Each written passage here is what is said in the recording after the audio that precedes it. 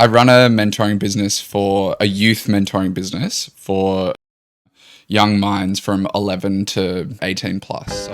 It's actually quite hard to just be like, I'm not okay, or this was really shit and this happened to me. You know, but now I feel like the social media almost creates its own fence around you, you know, and the fence doesn't fall down. Or it tells you how shit you are at everything. Exactly. So it's interesting because I always say momentum and movement equals going forward.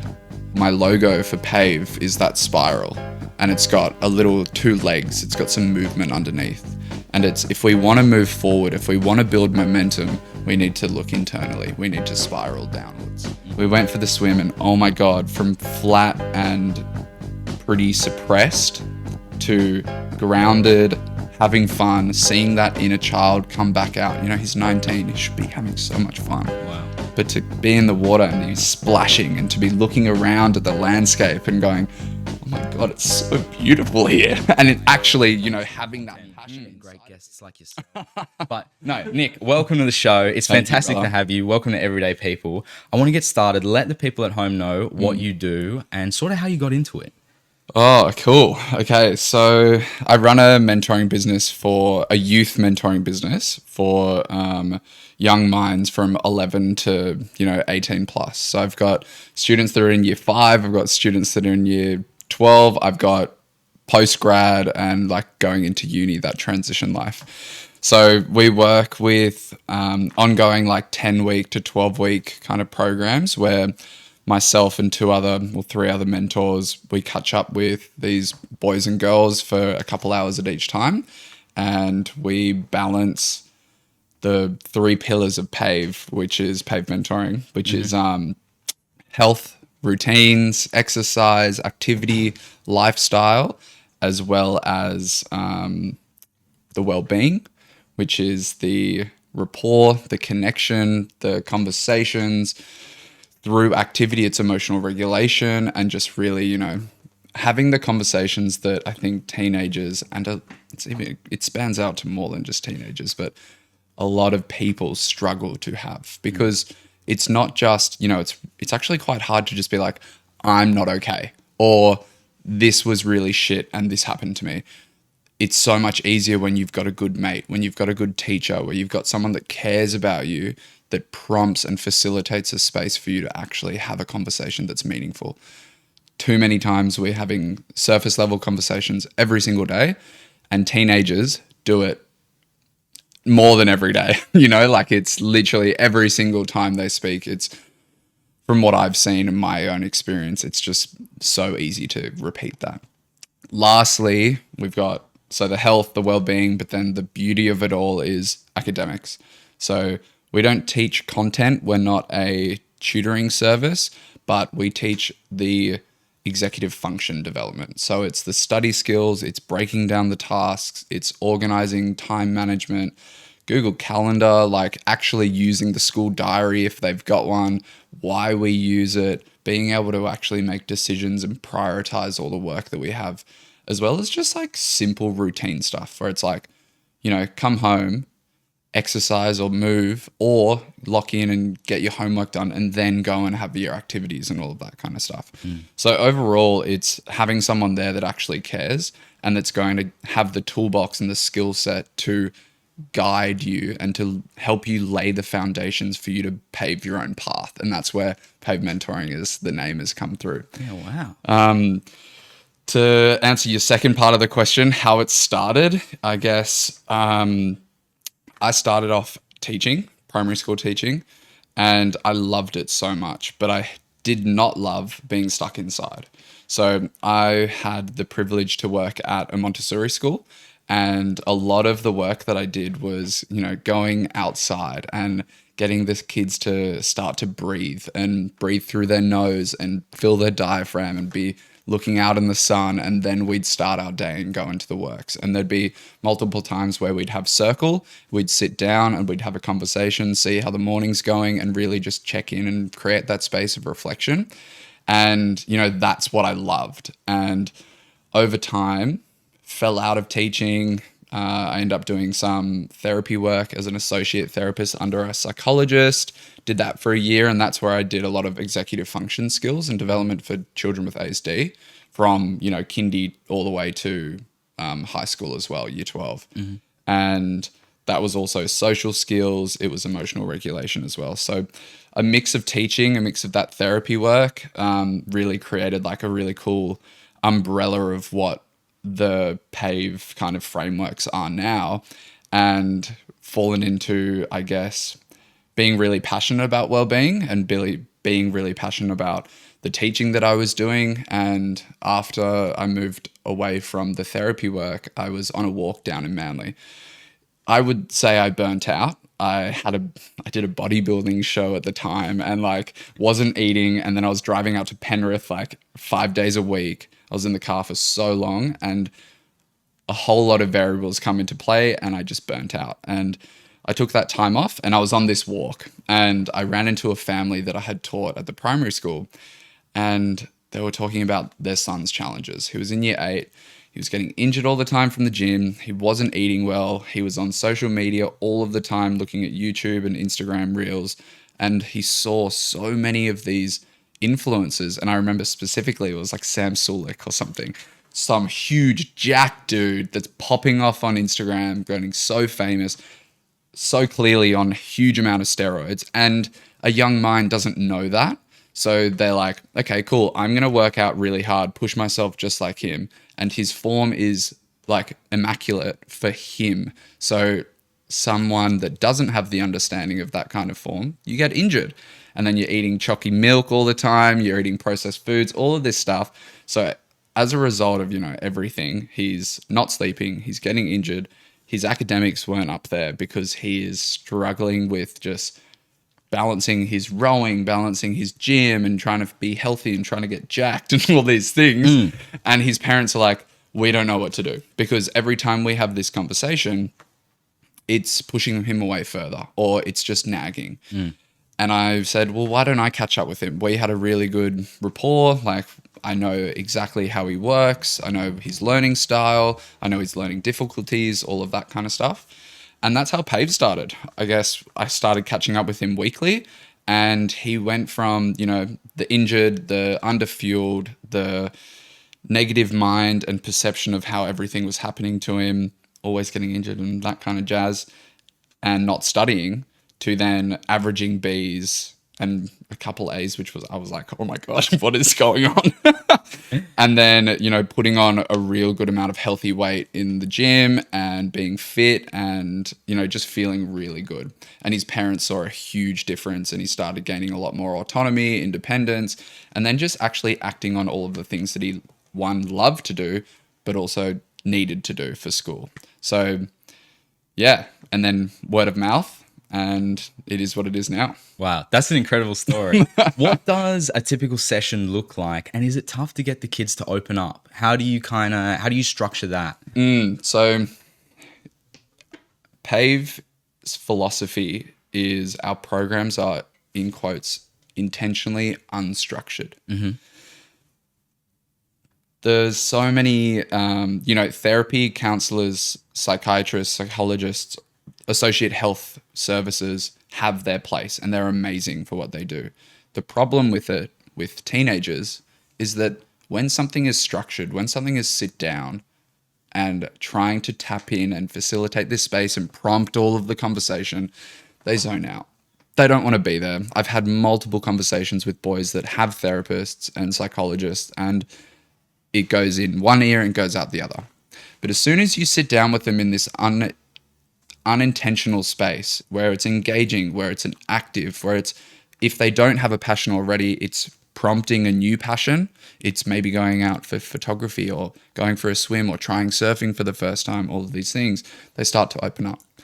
So to answer your question, a 2-hour session would normally be, we would go pick them up from school. We would grab a quick bite to eat maybe, and then we might go to Riggs Recovery in Brookvale, and we'll go to the ice bath and sauna, do some heat and cold exposure. We'll have a really good chat in there, just catching up on the week. It could be, a time where we're really not pushing, but trying to facilitate a space of that deeper conversation to open up and to create some goals, or, you know, just vent and come up with some navigation skills. Or it could be, you know, just having a chat and catching up and having some shit talk and having some fun. But it's then where that space is. It could be an hour. We could have gone for a run. We could have been mountain biking or doing whatever under the moon. And then if they're in a space of, okay, I need some study skill help, we'll go to the park or the library or just go upstairs at Riggs. They have a little office that we use, and we sit down and break down the assessments. So it's super flexible. It's super open. You know, I take some boys to the gym down at World's Gym in Brookvale, Northern Beaches. G Fitness has been an awesome sponsor, and Freshie, you know, it's super dependent on their interest. I had one boy the other day that has been struggling with, you know, transitioning into uni and not having too much direction and just getting debilitated because of his thoughts. And he lives, you know, 20 minutes from Freshie, and he doesn't come down. He doesn't come for swims, and he's just stuck in the mind. And we went to the gym a couple times together, and that was his space. He was comfortable there. And I had this feeling, I was like, all right, next time we catch up, let's go for a run. Let's go for a swim or something. And he just responded like, yeah, but can we just go for a coffee and a walk? And I was like, okay, sure. No worries. Maybe bring a towel, but you'll be right. So on my way to the session, I had 2 towels in the back. I also brought him a pair of boardies because I was like, I'm going to get this guy to swim. I'm going to get this guy to go for a run or something, because it was so out of his normal context. And we got to Pillu, had a coffee, sitting in the sun, and we're having this conversation, and it goes on and on about, you know, just being stuck in our mind, being debilitated in, we want to do things.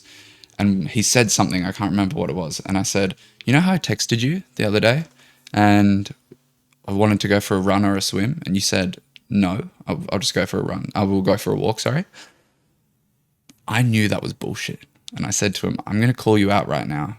I know that you want to go for that swim. I know you want to try and go for a run, but there's something stopping you. And he looked at me and just like had a real nervous laugh and went, how did you know? Like, what is going on? And he looked at me and like, he said, you're so right. It took me so long to actually pick up a towel because I was worried about taking my shirt off and going for a swim. And I was like, dude, thank you, one, for being honest and opening up. And, you know, we talked about it a little bit, broke it down. And then he said, can we go for a swim? We went for the swim, and oh my God, from flat and pretty suppressed to grounded, having fun, seeing that inner child come back out. You know, he's 19. He should be having so much fun. Wow. But to be in the water and to be splashing and to be looking around at the landscape and going, oh my God, it's so beautiful here. And it actually, you know, having that passion inside of him. And after, you know, 45 minutes of just swimming, sitting at the beach, having a good chat, we went back up and broke down like some other work. It was identity and morals and values, and then putting those into a framework of how can we live our life daily to do that. And one of them was acting on the thoughts that we have of going, I feel like going for a swim. And we left the session and I was like, oh, what are you going to get up to for the rest of the day? So it's like 12 o'clock, 1 o'clock or something. So I'm going to stay at the beach. I'm going to go for a swim, and I'm going to try to do this tomorrow and the next day. I got a text yesterday from him randomly. I didn't ask how anything's going, and he just texted me saying, I went for a swim at Freshie the other day, and just gave me a thumbs up. And I was like, this is someone that hasn't done that before, you know? So sessions look and feel however they need to. It's the mentors will really tap into what they think they need, but also prompt and ask the questions. So it's very intentionally unstructured. Yeah, and fluid. And so you can kind of shape it to each kid and their personality and what they're seeking help with, you know. I want to talk a little bit about the impact of exercise and, you know, the impact that it has, especially on young people, on anxiety, depression, all the things that they can be struggling with. We've seen, you know, like the University of Adelaide came out and said it was like 3 times more effective than SSRIs, that going outside, exercising for 60 minutes a day can, you know, boost your levels and get you where you need to be on a natural basis, not using an unnatural drug. What do you think? Have you seen that in your clients? Have you seen that in kids, that someone that won't open up, you know, it's really hard to kind of get them to talk about what they're going through, and then you go for that run, you go for that swim, you do that weight training session at G Fitness, and then all of a sudden they're sitting in the sauna and they're open, you know, they're being who they really are instead of hiding behind that mask. Do you see that in real life? Mate, every day. Because they talk about it, you know, they say like, you know, the news likes to make a big deal about it. Like, oh, you know, you can beat your depression if you just go outside and go for a run and be healthy and be active. And people like to say, oh, it's not that simple. But, you know, in a lot of cases. I think there's a lot to, you know, go through with that. I think the first thing to say is there's a difference between, I mean, one of the things to say is there's an overdiagnosis of depression, of anxiety. I love the idea, unless it's like a very chemical and hormonal thing and it's a severe level, and, you know, the diagnosis, it's hard to know. But my core and my philosophy of this is always, well, were you diagnosed straight away, or did you go through this process of trying to tackle the core thing? So I think it's really tricky because it's so easy to just say, you know, just go exercise. But when you're stuck and when you're debilitated by your own anxious thoughts, you might not have anxiety. You just might have multiple anxious thoughts a day and you don't know how to navigate them. You might have depressive thoughts. You might put yourself down. Your cycle of self-talk could be super negative. So then everything you feel, everything you look at is also negative. So it's interesting because I always say momentum and movement equals going forward. My symbol, my logo for PAVE is that spiral, and it's got a little 2 legs. It's got some movement underneath. And it's, if we want to move forward, if we want to build momentum, we need to look internally. We need to spiral downwards. We need to see and self-reflect. We need to observe our thoughts. We need to think about them, label them, be aware of them, reflect on them, see if they serve us, but then connect with it after. It's the connection and the action of doing and building momentum that gives you and creates this path for you to enjoy and to love. So I'm a full believer that exercise is therapy. For me, I could so easily go to a psychiatrist and be diagnosed with ADHD tomorrow. 100%. I've struggled with it my whole life. Through school, through you name it, it was there. My thoughts run wild. But if I exercise, and, you know, I'm probably on the high spectrum of, I love endurance training and I love doing my 70.3 Ironmans, and I'm cycling 400, 300 Ks a week, you know, like wow. I'm up here with it because I love it and I have the time and I can create that time for myself. Luckily, I feel very privileged to be able to do that. But I notice if I don't prioritize my exercise, then my thoughts run wild and I can't show up for the mentees. It's hard. Well, I can, but it's a lot harder. So many times I pick up students and they're flat. So many times I see parents and hear from parents that my son doesn't have passion or motivation or discipline and he's lazy. He's not lazy. He just doesn't have the skills to navigate what he's going through. It could be the academics. It could be life. He just doesn't have the skills. He's not born with it. We're all taught it. You know, a child doesn't just know how to speak. We slowly build our words. We slowly develop our sense of being, right? So creating the skill of and the intention of exercise is one thing, and finding the passion as well is another. So many people go to the gym just for the sake of it because they know that they should.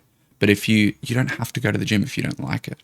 And it's creating the lifestyle habits for students, for these younger boys and girls, that they can use this momentum, use this exercise and getting outside and going for a swim, if it's trying to get your heart rate to a certain level to, push, or if it's just being outside and going for a walk and creating a space that you can be grateful of. Like, we live on the beaches. It's so easy.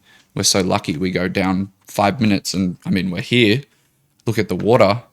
Look at the day today. Oh my God, right? Like, it's unreal. And that, I could have driven here. I could have driven here so easily, but I cycled. I've got a little bike.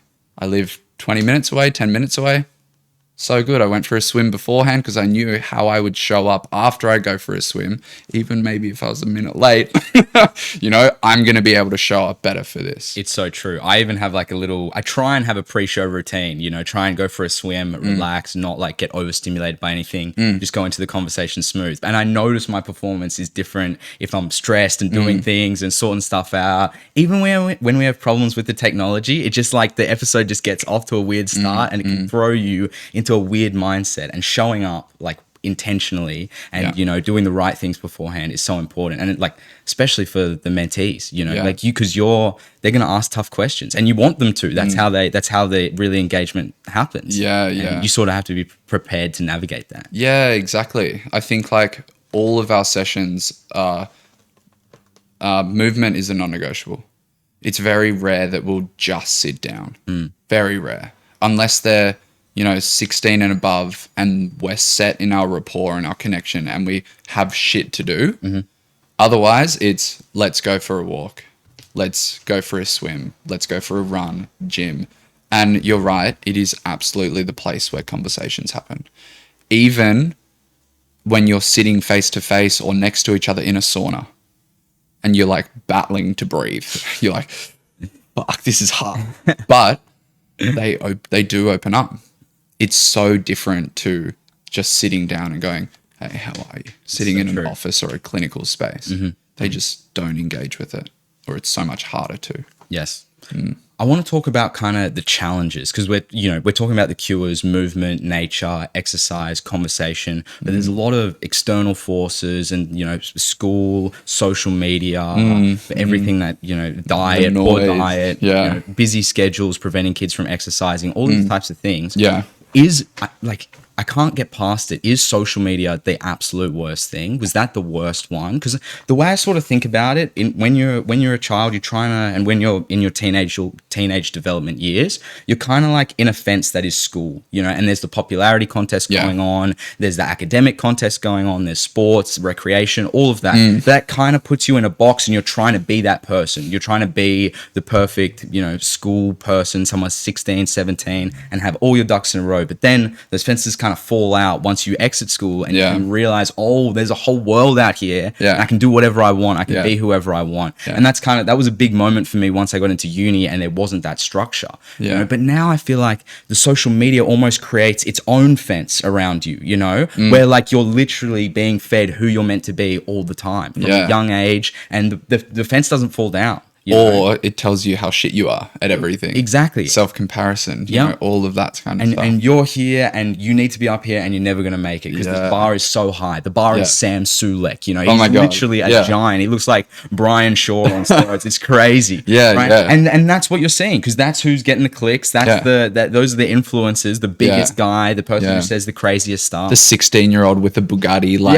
That's what they want to be. And I think that's the thing, because they talk about the education system, we talk about diet, there's a lot of factors that go into it, but I think the social media, it's almost impossible to look past. This has to be one of the main contributing factors to a lot of the issues that you'd see. I couldn't not agree with you. It's really easy to label social media, tech use, screens as like the enemy. It is really easy to do that because we see it, but I think the biggest problem behind it is parents aren't raising resilient kids, or our society doesn't raise resilient young minds. I grew up with social media. It definitely wasn't to the extent it is now. But the games that I played, and this is so interesting, but the games that I played when I was younger are problem-solving games. I remember you play Mario, you've got 3 lives. If you lose those 3 lives, you start that whole level again. And it sucked and it was frustrating and you had to regulate and you had to, the next step was, okay, I've got to do here. I've got to jump there. It's not just, I'm going to run around, shoot as many people, die, respawn, go, go, go, go, go. Or it's like, the free roam worlds where GTA, you just die and you get back up. Whatever it is, the games, the books, I think the TV shows have got better, like Bluey and all of the shows that kids watch now. I'm talking about young kids, by the way. I mean, I love Bluey. But how I think the difference between how we've grown up has ultimately changed so much. So, one, parents want to be their friend. Parents want to be teenagers' friends. They don't want to have difficult conversations because, one, they're young as well as parents, so they have the sense that they need that instant gratification of connection and love and appreciation and their kid being grateful and being happy and all of this stuff, right? Our parents knew and signed up for the fact that I was going to hate them every now and then. But they had this space that, one, facilitated love and support and said, look, I hate your behavior. I don't like your behavior. I don't like who you're being, but I love you. I just don't like how you act or how you speak sometimes, but I love you. And I think some, and maybe a lot of parents have missed that, or they didn't have that themselves, so they can't show up in that way. I was very fortunate with that, and I'm very privileged and I'm very lucky and grateful that I was brought up in that way. But the amount of noise that students have, we can't look past the social media. Unfortunately, the ban that came through in Australia a couple months ago has done absolutely nothing. I don't know. I work with quite a few teens. All of them have access still. It's pretty easy to just make a new account. They don't ask for much. So yes, social media, screen, all of that kind of stuff. But really, I think just the biggest issue goes back to we're not raising resilient young minds anymore. And it's through the exercise, doing hard things. It's being coddled until you're, in year 7. Like, go catch a bus yourself. I spoke to a mum the other day and I was so stoked. Her year 6 boy just went to shore. And instead of driving him to school every single day, she took the time to figure out the bus routes for herself, to go on with some of the mums, to figure it out and to help their son then catch the bus. And for the first week of school, she called the bus with him. And now he gets it. And he had a phone for 4 days and now he doesn't have a phone. And he gets on the bus and he does his thing. That son, he's going to be resilient. He's going to know how to problem solve. He's going to get through life and navigate it because it's such a small, simple thing. It's not knowing how to tie your shoes in year 8. It's packing your bag or not cooking. It's not cooking them lunch every day. Get them to do their own thing. Don't sit with them and read every single afternoon. Do it every now and then. Connect with your son and your daughter, but give them the chance to grow. Give them the space to grow. They're not just going to want to do things independently when they're 11. You've got to start early and push them to do their thing. Look, as well, I say this, but I know how hard it would be as a mum, as a dad, to have that and to do it. It would be, I can't imagine developing and raising this kid, the beautiful thing that you look at every single day and be like, you need to start doing more yourself. Because I, as a father, would be like, I just want to do everything. But I'd have that control and the knowledge of I need to make him as resilient and confident as possible. How often do you see the correlation between sometimes your conversations with the parents and then your instinct with the mentee? Do you kind of see, like you might be talking to the mum and dad, or maybe it isn't a nuclear family and you can sort of start putting the pieces of the puzzle together in your mind and translating that into what this conversation is going to look like and what this program might look like long term. 100%. 100%. You know, our onboarding process of mentees to make sure that they're the right fit and we can actually help is to have a conversation with the mum or the dad straight away. Of course. Sometimes it's both mum and dad. Sometimes it's just mum. In that 30-minute meeting, I would like to think that I know if it's that teen is struggling and navigating his own shit, or if it's the mum or the dad or the family has dropped the bomb for them and they're struggling because of the mum, but they're struggling because of the dad. And that's a thing, you know, that is really interesting to start to feel and to think, because you always, the first session where they're not there, where the parents aren't there, the kid is completely different. So our onboarding process is we have that conversation. We then meet up for a coffee or even online. I've done a couple online, but coffee or a walk or something is so much better. So there'd be the three of us, mum, John, and myself. We'll have 5 minutes, all three of us together, and I'll go, sorry, Julie, do you mind if John and I go for a quick walk? And oh my God, it's so different. Like he'll be sitting there like this and maybe like, oh yeah, you know, I do this and that.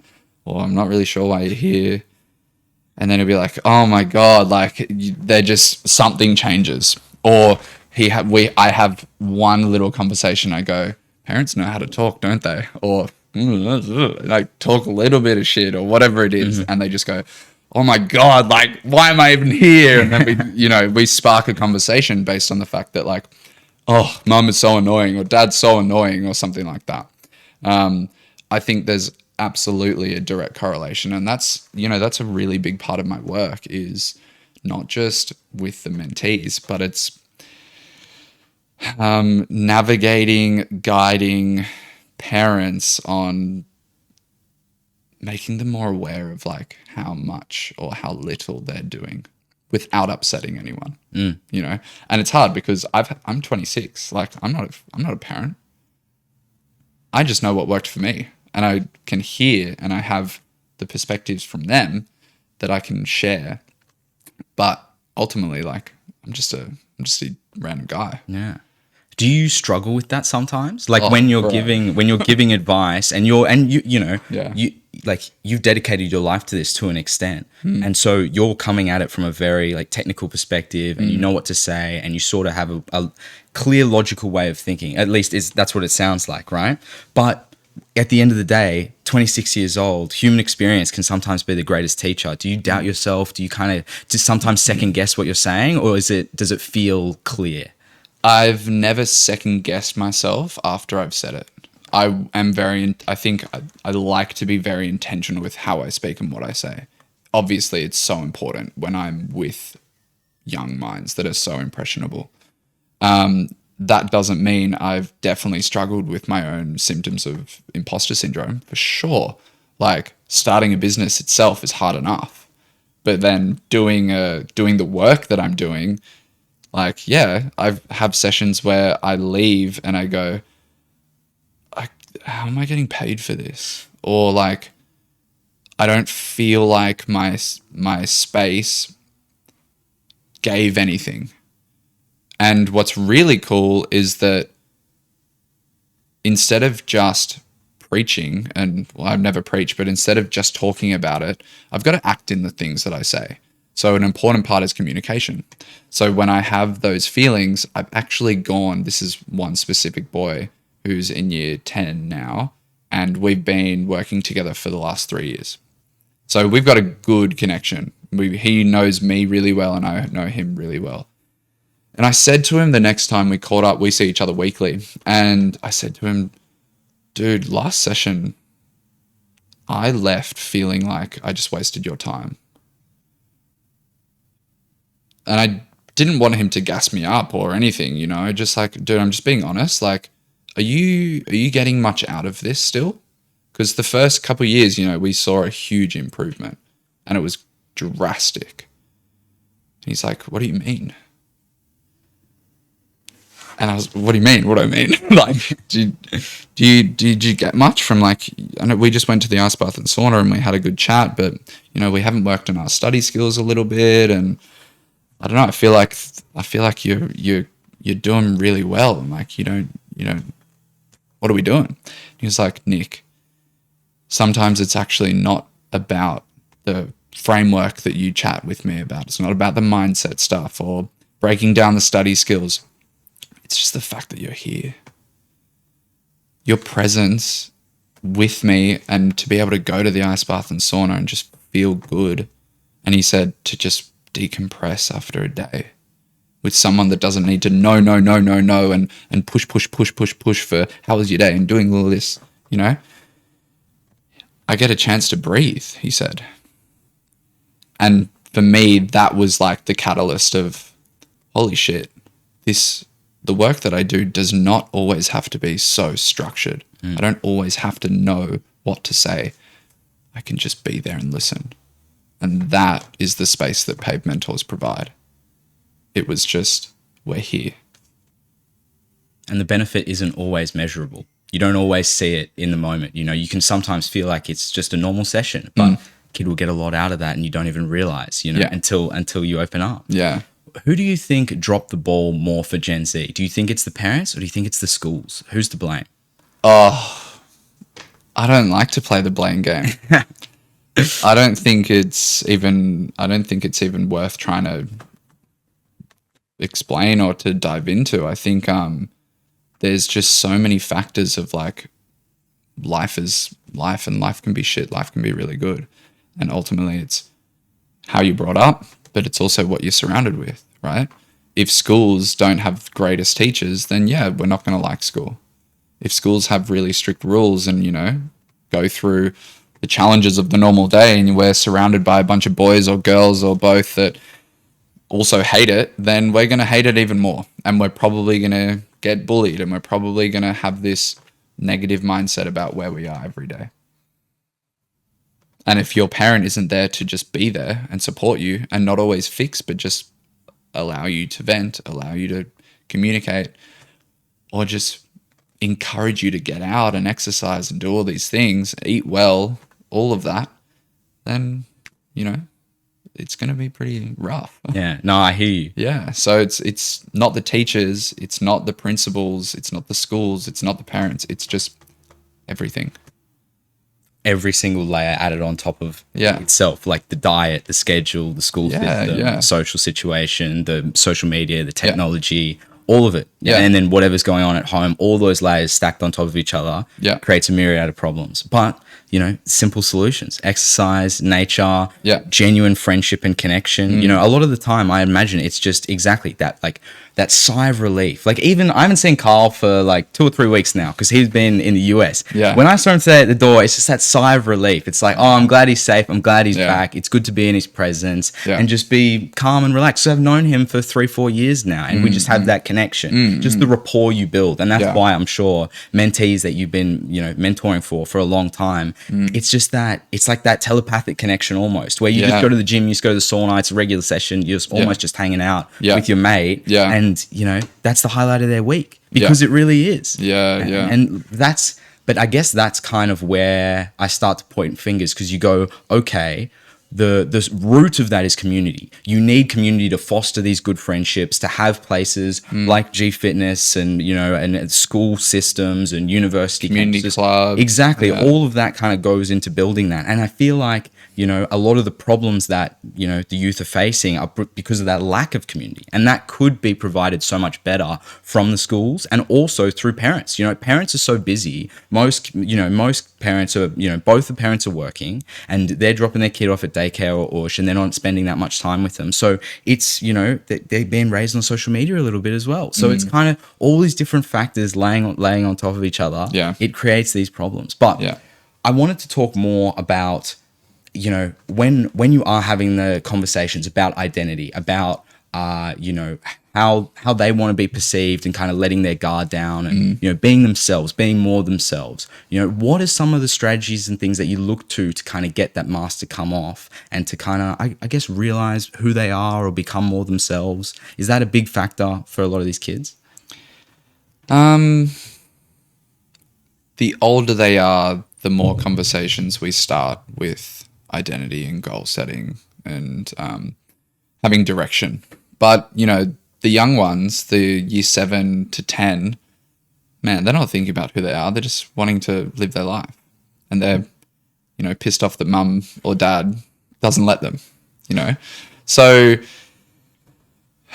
it's just about giving a bit of foresight sometimes, or hindsight, a different perspective. You know, there's been countless times where I've had conversations of like, dude, I had the exact same thing, and it's shit. You know, a very common pattern and dynamic is dad's pretty chill. Dad knows how to go, bro, just relax. And mum goes, and nags. And normally, you know, dad's just like, dude, your mum's not going to change. I'm married to her. She's not going to change. You've got to change. You've got to perceive it a bit differently. And that might resonate a little bit with them. But then I come in, and as a 26-year-old, and we've just gone for a surf, and he's like, oh, mum's been on my back. We're like, yeah, dude, I remember that. And for some reason, it hits and it clicks. Yeah. And then the next week, I ask them, how's things with mum been going? And they're like, it's actually pretty cruisy. Actually been a bit better. I realized, like, if I just shut up and nod, things are a bit easier. And it's not like I'm not listening. It's not about, you know, not actually taking it on board and feeling what I'm supposed to be. It's just, I've got to bite my tongue a bit more. Or I've got to think of her perspective. I've got to put myself in her shoes. Yes, I got home at 6:30. She didn't know where I was. She's going to be upset because she loves me and she is worried where I was. If I got injured, if I was safe, all of these things, you know. Once you can have a little bit of a conversation like that, then yeah, it's a bit easier for them to navigate, and because they resonate with it a bit more. Yeah. Does that answer your question? No, that is a good answer. When it comes to the older mentees, does it ever drift sort of further than that into like the realms of kind of like spirituality a little bit too? And because that blends with identity and the whole conversation about, you know, growing up, maturing, kind of coming of age. Yeah. And like, how do you approach those conversations? Yeah, with the older ones, it's so much easier to be a bit more, in quotations, like woo-woo, right? Like, I'm such a firm believer of like frequencies, energy, like cycle of self-talk, right? Like how we talk about ourselves is how we end up feeling. It's how we end up actually perceiving and looking. It's then what we attract as well. And, you know, the spirituality and the intuition side of things is such a amazing path, an amazing lens to be going through, not in just my own journey, but to be able to like open the mind a little bit to someone that's 18 and goes, bro, you're fucking wild. That's weird as shit. It's like, yeah, it's weird and it might be really funky, but like, dude, try it one time and just like visualize something before you go for it. Or just say to yourself when you're nervous that you're safe. Or even at the gym when you can't push that extra weight and you're really trying, next set, take a breath, relax, say that you're strong, that you're capable, and reaffirm that your body can actually do it and believe it. And bro, you'll lift more next time. It's the older they get, the easier it is to sit down and have the face-to-face conversations. Sometimes I bring up my laptop and we'll go through like a toolbox. So like I'll have all these mini presentations, and this is like our Thrive program, which is for the 16s above. And I'll sit down and show them a little presentation that I've made about the be, do, have, or the have, do, be mindset, you know, or the dimensions of intelligence, and like how we can start to build a path for us that actually is aligned with our morals and our values. So yeah, it's like but that rapport has got to be there. The connection of through the movement, through the fun, through the food, whatever it is, has got to be there first, I think. Yeah. Of course. Do you I think the lack of community that I was talking about before is kind of one pillar that really creates a lot of issues. But I think what we're talking about now, sort of the absence of spirituality in the 21st century also breeds a lot of problems as well. You know, because we've seen kind of organized religion go out of fashion in the West, and now it sort of feels like it's maybe on a bit of a reemergence. Do you think that's good for the youth, or do you think that's misguided? Do you feel like that helps, or not really a factor? Oh man, I've never really thought about it. Hey, I'm not religious for my own, like I was raised in a Catholic primary school. I went to a Jesuit school. I think my own belief is like that having faith is more important than just religion. I think religion gives a sense of community and that belonging for sure, which is really important, but it can be really skewed. It can be cult-like, it can be preaching, it can be all of these things. So for me, it's like I just believe that there's a higher force, that there's having faith that things will turn out right, that they happen for a reason, that things will have a progression, that there's a path laid out. I don't know if there's a path laid out for us already, but man, in my own experience, crazy how life works. Yeah, it feels like it does sometimes. Yeah. For sure. Yeah. Yeah. It's a weird mix of feeling like we have free will, but then also feeling you're living a storyline, feeling like you're on a path and it's kind of predestined. Yeah. I don't know. It's interesting to even think like that, right? I think like one skill that I'm going to say everyone loses over time because of society and because of the social norms and the expectations is trusting our intuition. One, it goes back to just breathing properly, right? Once we can breathe, we can actually feel and be where our feet are, be grounded, be present.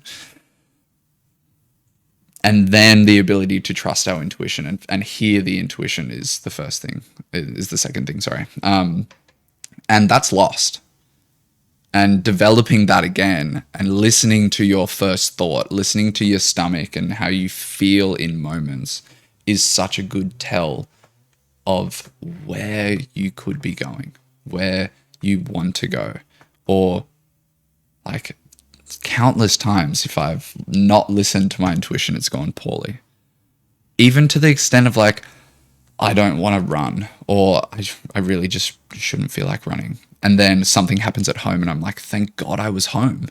Or I go for the run and because I'm really feeling it and I'm passionate, and then I bump into a friend that I haven't seen for ages and we have a beautiful conversation, and then we catch up weekly and like, you know, it sparks something awesome.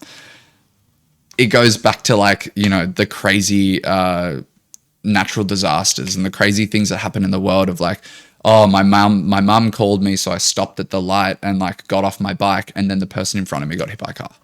Shit like that. It's like fucking, that's wild, right?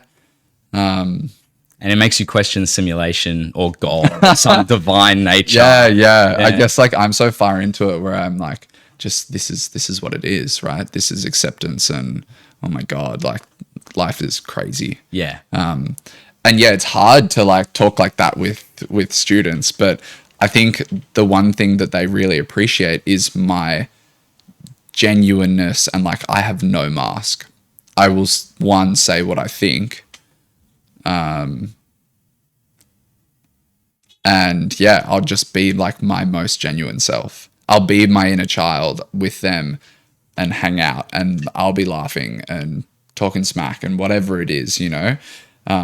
But I've got the tools and the skills to then be able to sit down and facilitate the space. Yeah. It's the secret to socializing, just being authentic and getting people to open up. Like the secret to human connection is being genuine, just being yourself. Because otherwise the mask is easy to read, especially in person, you know, because like online and texting or even over the phone, it can be tough. But, you know, especially in a long form conversation like this, like you have to be real. It's very obvious in terms of like how your mindset works and where you want to go, you know. So, and you can tell a lot by someone in like just the demeanor and their vocabulary and their energy, as you say. Yeah. Like I guess we can.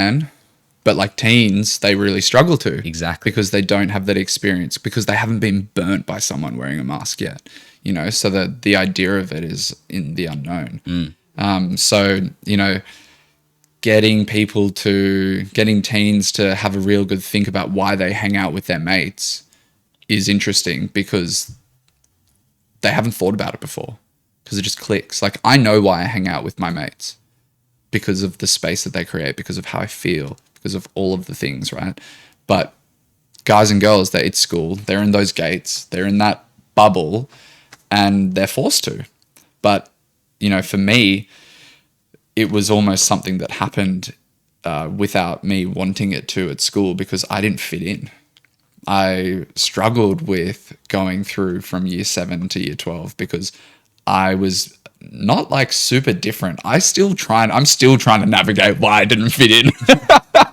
But I guess like I stuck up for what I thought was right. Like I was raised by an older sister that was extremely strong and independent, and did not hide or shy away from confrontation. And it created a space for me to really reflect and to think about how I talked about women, how I treated girls, or how I, you know, upheld myself, and the jokes and the jokes that I would make. And she'd be like, that's actually really fucked. Or, you know, just like, dude, what are you doing? Like, why? And, you know, a lot of kids don't have that. Also, my mum, always being emotionally able to communicate and to prompt that for me, gave me a sense of that women aren't just like, you know, women are humans as well. That I went to an all-boys school. So, like, I'm surrounded by boys that have no idea what a girl is, apart from, unfortunately, a sexual object. And it fucking... it annoyed me. Yeah, that's like an uncomfortable truth for society to an extent. Dude. Because you're right. It's so awful. Yeah. And so, like, I'd hear a mate or someone that I thought was a mate call someone a bitch and be like, dude, so unnecessary. Like, just because she didn't want to hook up with you. What? Well, you think about a single sex school, like a boys' school, and they're not having any female exposure of girls their age. Yeah. Pornography's running rampant. It's kind of like the most exposure that they're getting to women is through a screen, through like OnlyFans, all this crazy stuff. Yeah. And like that is a huge problem with the youth as well. And that do you touch on those conversations when it comes to the mentees? Is that something that a lot of the kids face? I wouldn't say a lot of them, but yeah, a few. Like, I can definitely tell, for instance, the kids that are a part of, you know, Freshie Surf Lifesaving Club, or the board riders clubs, where there's girls and there's guys, and they don't treat women like they're different, like they're the opposite sex. They're just humans as well. Compared to, the boys that go to the all guys school that have no interaction with girls until they're like in year 11 or 12 at a formal or something. And it's, like, the opposite sex. What am I doing? This is really weird. We talk about it heaps with a couple of boys specifically, for sure. It's like navigating girlfriends and all of that. But it's really interesting, the guys that have sisters that are like, speak a certain way about girls. It's like, bro, that's your sister. What are you talking about? It's like, whoa, really like flips the switch straight away. It's up and down. It's up and down. And that's where the family comes into it too, because these days, you know, people are struggling to have kids full stop, let alone a big family. And a big family, a lot of siblings, kind of creates a lot of inbuilt mentors. If you've got an older brother, older sister, it's a different scenario. And I imagine a lot of the kids that you do mentor are firstborns. I feel like that sort of would definitely be in the mix, you know? Like I know a lot of families. I know a lot of families who have a lot of kids, and the ones who are, you know, the fourth or fifth child, they've got the least amount of problems. It feels like they just kind of get the experience passed on to them by their siblings, and they have inbuilt people to look up to. And it's not just the parents. It's not just the parents. One, maybe your mum's quite soft and your dad's quite harsh, or vice versa. But if you've got older siblings, they can kind of ride the wave with you. You know, I've got a younger brother, and, you know, we get along really well, and we can kind of ride the waves of all the family dynamics and all the crazy stuff that happens in a household together, and we kind of release pressure that way. But if I was on my own, I would be in the insane asylum already, honestly. And I'm not saying my parents are bad or anything like that, but without him, it would be impossible. So, you know, and big family, it would be even easier. So I think we've lost that to an extent too. It's kind of the restrictions put on families just because of the financial situation most people find themselves in. It doesn't allow that large family, which can sometimes be the building blocks for community. I think like it could be a big part of it. Look, it's interesting because I've got some only childs. I've got a lot of younger brothers and a lot of older brothers. I've got this one family. I've got actually a few families where I've got the youngest, the out of 4, I've got all of them. Yeah. So that's a really cool dynamic, and I'm so grateful to be so a part of that family. And yeah, what I'm seeing as well is like that. It's actually the opposite of what you just said. Of the older brother doesn't want to have a bar of helping the youngest, or the year 11 student and the year 10 student. They're there together, but like they're not connected because they're so worried about other things. They don't have the skill to just be like, you want to go somewhere together. Like the middle might do that with the youngest, and they'll take them to the skate park, which is unreal. But again, like that, I had a part of that as well, being like, bro, hang out with your younger one. Like hang out with him. It's sick. Like he just wants to be you. Yeah, exactly. But yeah, again, I think a lot of it goes back to that sense of belonging and that community of like, a lot of teenagers don't have a third space.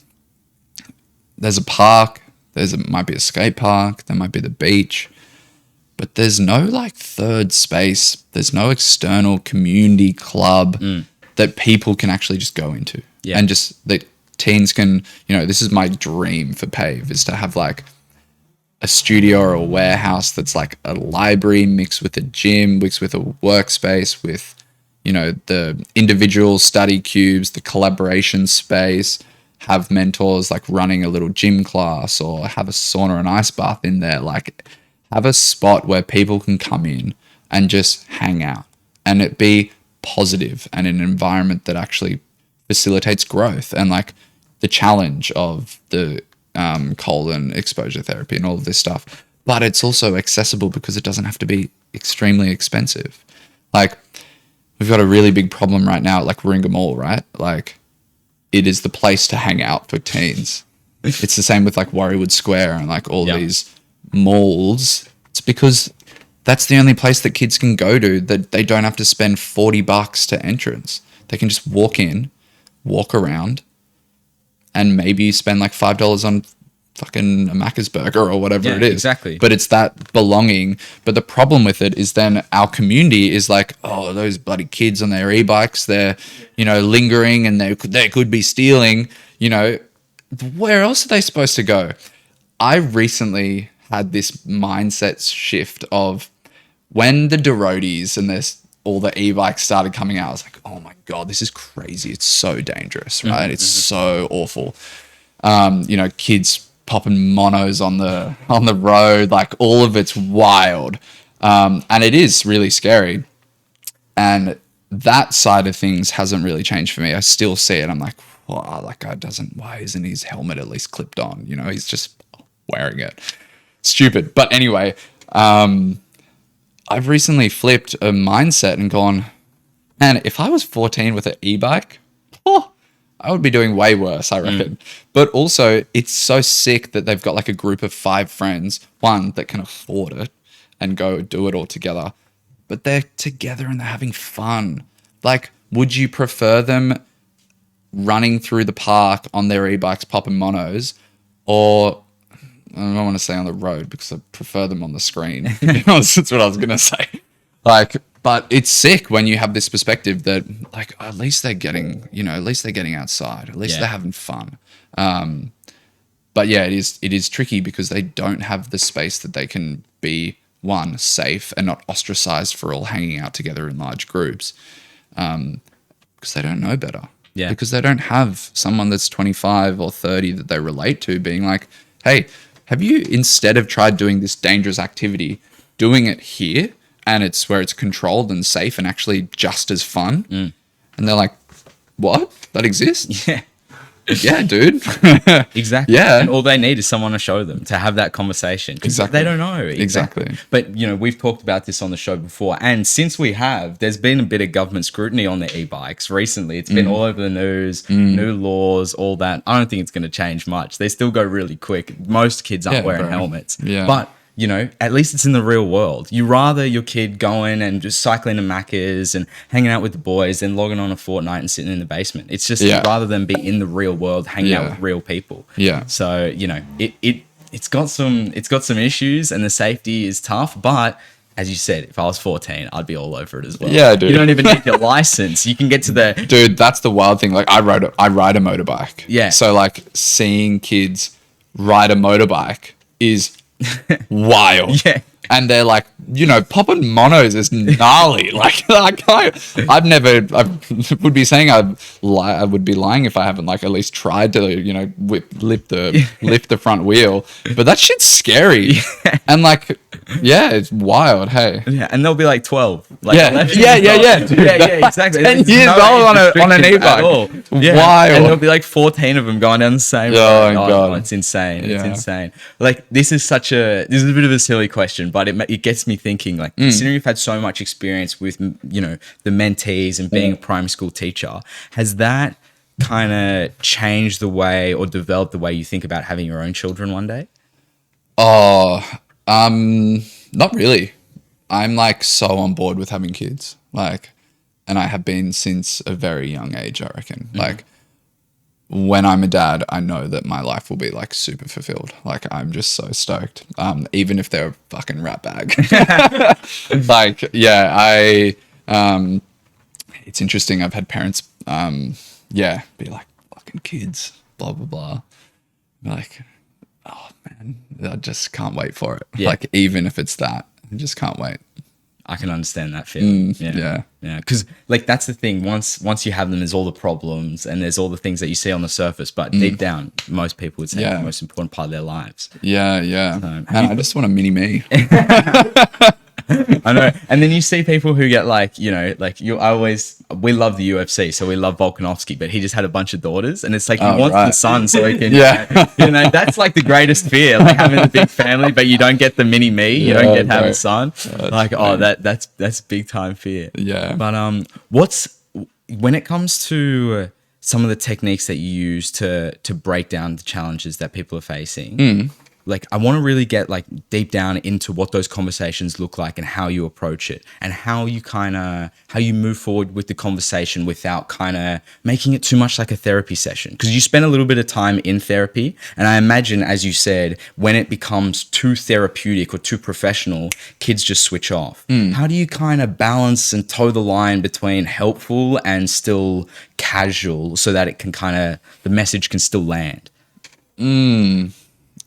I don't think it's actually about the conversation. I think it's about where you are.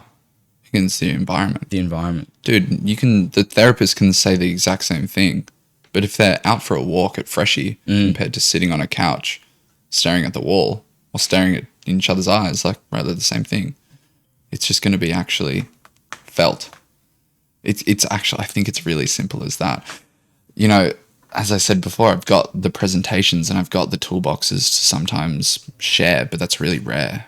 It's really rare we sit down and open up a screen and go through a mindset thing or a framework that I've got. It's just, I think like it's being passionate and it's talking about life, and like it's a lot of storytelling from a mentor's perspective. It's really, I think for myself and for all the mentors that we have, one thing is like we don't tell students how to live their life or how to navigate something. It's, man, I did this and it worked out like this. It's a story of this is how I asked out a girl. I'm never even to the extent like I've had boys be like, how do you ask out a girl? It's like, dude, I did this once and it worked. I did this and it didn't work. It's not, oh man, let me tell you how to do it. Because then you've got to figure it out yourself, right? So storytelling, I think, is one of the most powerful ways of facilitating a space of reflection for them to connect with it. So storytelling is huge. Yeah.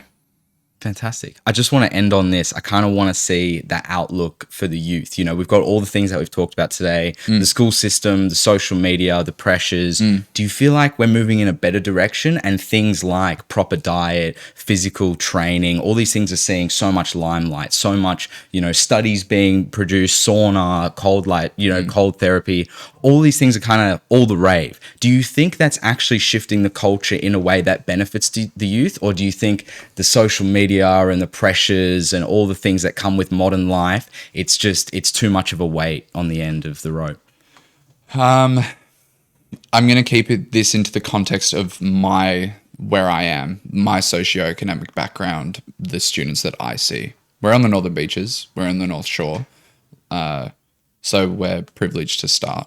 So I think, yes, it's an absolutely positive thing. I think the ice bath, the saunas, the access to the gyms, the running, all of the exercise, all of the things that we have upcoming for, you know, well-being and longevity, and the research that comes out with our physiology and why things work the way they do and how we function, and, you know, the research coming out about oxytocin and how conversations are the most important thing, mental health research, and articles coming out of the studies that show the people that have conversations more on a daily are more likely to live longer. Like that, please don't quote that as well. It's just like, I remember seeing something on a similar path, a similar thing.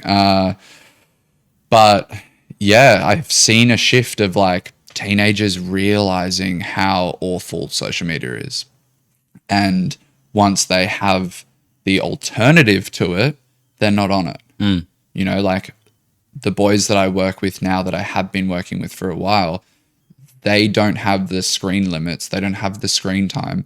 They'll be on it for 20 minutes, 10 minutes. And that's their time to just chill. Yeah. But they're not relying on it because they've gone for a surf or they've gone for a swim after school. They've done the homework. They've helped mum out with dinner. They've put the bins out with dad or gone for a walk or whatever it is. And then they play some games with their friends and then they're, you know, cruising. But they're not relying on the screen or the scrolling and the, you know, the doom scrolling to get past and get through 2 hours. So I think it really goes back to like when an individual finds passion, they begin to pave their way. When you have an interest, when you have a passion, when you love something, the screen is just there, bro. Like, yeah, I still scroll every now and then, but I can go, wait, I've been scrolling for a while. I feel like going for a run. Yeah, exactly. You know, like I feel like getting out now. Yeah. You can pick from the myriad of hobbies, you know? Yeah. Because that's the thing that you develop as you get older too. You just talked about kids don't have the third space. They've got school and then they've got home, but there's no other community. You don't go to the fight gym. You don't go to G Fitness. You don't go to Surf Life Saving Club, as you talked about. Any of these pillars of our community, that lack thereof can be that's all that needs to be filled, that sense of community. Yeah. Right? Yeah. This has been a fantastic dude, Nick. unreal. I really appreciate you coming by, because like we talk about a lot of this stuff all the time, like how AI is going to change everything and the youth and all the challenges that they're facing. And even just being 23, 24 ourselves, it's kind of like we face these challenges a lot too. And, you know, for me personally, I don't have the self-control to just use Instagram for 20 minutes a day. I might doom scroll for 2 hours or I got to delete it, you know, because I can't do it. Like I just have to delete the app and just move past it. Otherwise it's just a trap and it gets you. So that's, and like, I always feel there's those tricks, you know, that someone can show you. Like I remember that's something that mentors can be so helpful for as well. It's just like, you don't realize sometimes what needs to be done. Yeah. Like you're in a situation where you're like, I know I'm scrolling for too much, but I can't delete Instagram. All my friends use Instagram. But sometimes you just need someone to grab you on the shoulder and go, look, you can just delete it. You can just delete it and move on. And someone to show you like, hey, I deleted it and it just moved on. It's changed my life. It's been so good. And someone had that conversation with me and I was like, you know what? You're right. What the hell am I talking about? This thing's causing me so many problems. You're right. I can just delete it and move on. You know? And those conversations open your eyes and kind of shift your perspective. 100%. No. That's been a really big part of navigating phone and screen time as well. Is like, dude, you can do so much with the phone now. Teenagers don't realize that like your phone's actually the biggest tool for like your organization in your life. Exactly. But you use it for the shit that we don't need. So like deleting all of the apps, or not even deleting them, but just getting them off the home screen, setting up our reminders of Monday, Tuesday, Wednesday, Thursday, Friday, Saturday, weekend, Exactly. blah, blah, blah. Yep. And having like our events and our tasks and our widgets for Google Calendar and like reminders and everything. Use it as a tool. Yeah.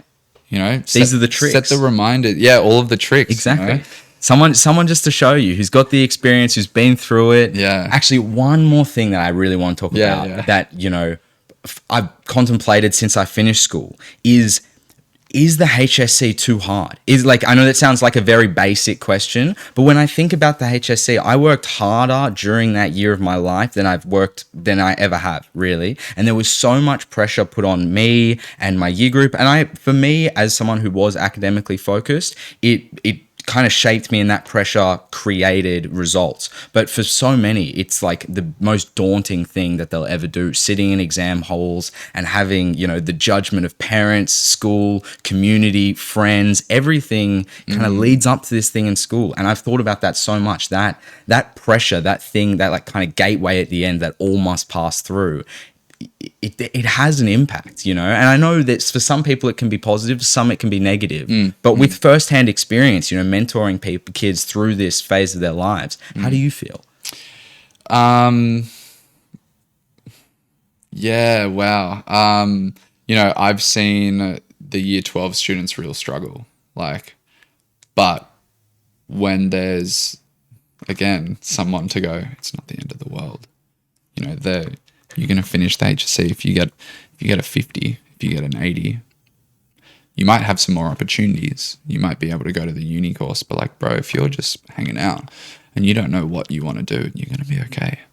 Like, live a little, go experience life, go have fun, go travel, go do all these things. You'll be right.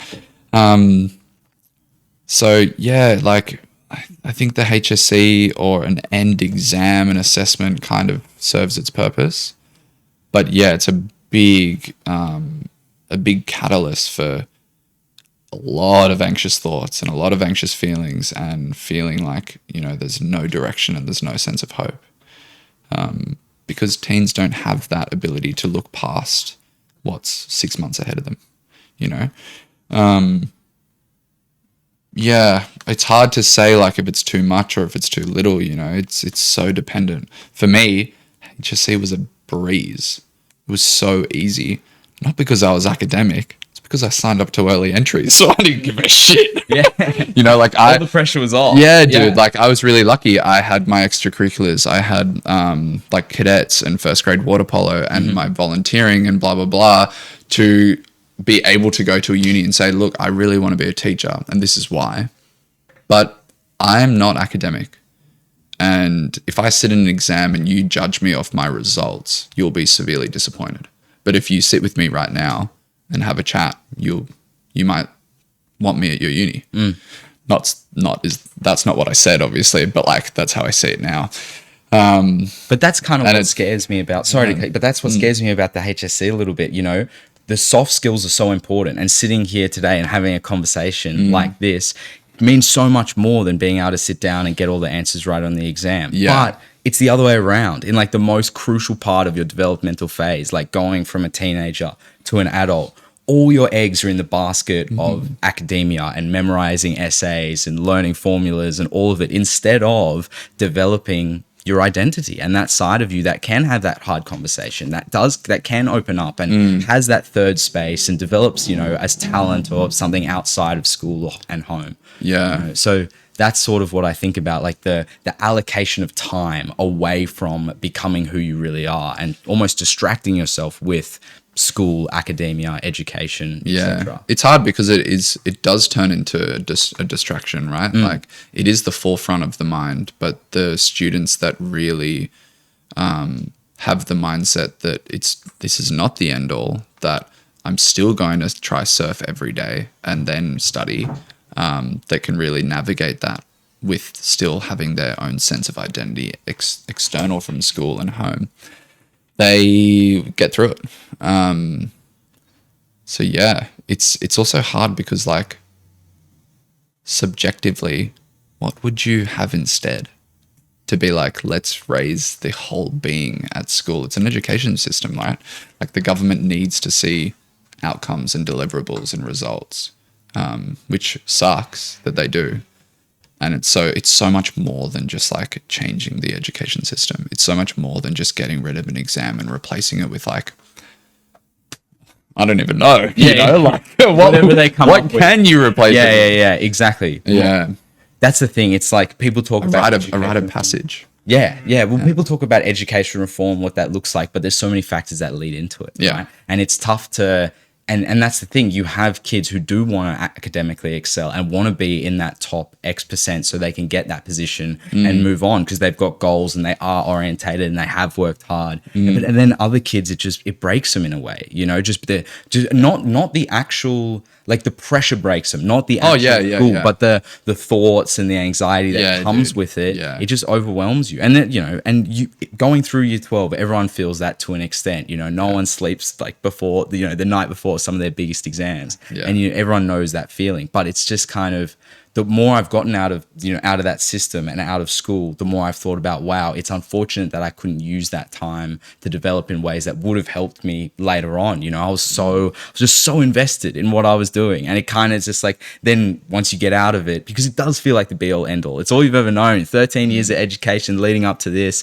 is the pinnacle. And then you're out of it and it's like, oh, can't even believe there was all this other stuff that I didn't even understand was out there. Yeah. But I guess that's just growing up, right? Yeah. Like of course. That's just the course of life.